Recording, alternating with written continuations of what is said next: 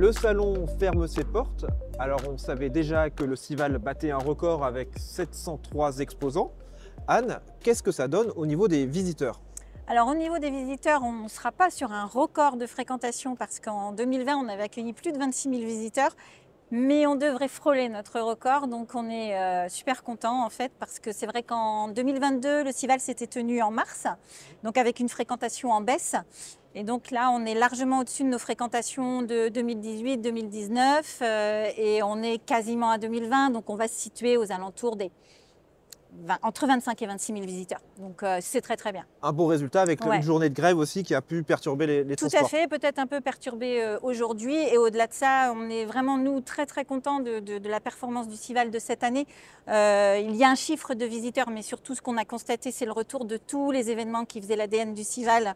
Green Startup, là, on se déroule juste devant nous et c'est complet. Les conférences ont très bien fonctionné, notamment le VG Police Valley Symposium sur l'eau, qui est une thématique évidemment très prisée.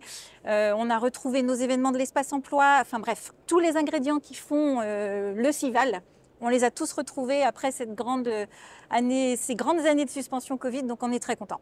Alors parmi les visiteurs, il y avait vraiment un visiteur de marque. On a vu le ministre de l'Agriculture passer plusieurs heures dans les allées, échanger longuement avec les exposants, les visiteurs.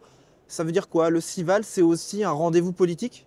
Oui, c'est un rendez-vous politique dans la mesure où pour les filières, c'est un temps où l'on peut poser les enjeux entre soi, c'est-à-dire entre membres de la filière, et ça c'est déjà très très important et quelque part c'est de la politique, mais aussi avec effectivement les élus et dont le ministre de l'Agriculture et de la Souveraineté Alimentaire, Marc Fesneau, qui nous a fait l'honneur effectivement de nous rendre visite, de nous rendre une longue visite, puisqu'il est resté tout l'après-midi hier au Sival et qu'il a pu effectivement poser un certain nombre de sujets sur de nombreux stands, souvent en lien avec la transition agroécologique des productions, ce qui est aussi végétal, ce qui est aussi pour nous une forme de reconnaissance du rôle que peut jouer le salon pour accompagner la profession dans sa transition.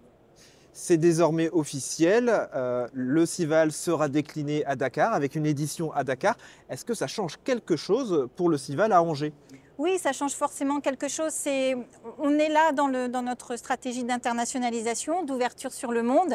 Donc ça change quelque chose dans le sens où les collaborations vont se multiplier, on va pouvoir accueillir davantage de Sénégalais. On va aussi, nous, aller au Sénégal et proposer à des entreprises, des partenaires d'accompagner le Sival, évidemment, là-bas, parce que le Sival n'existe qu'avec ces entreprises et ses partenaires.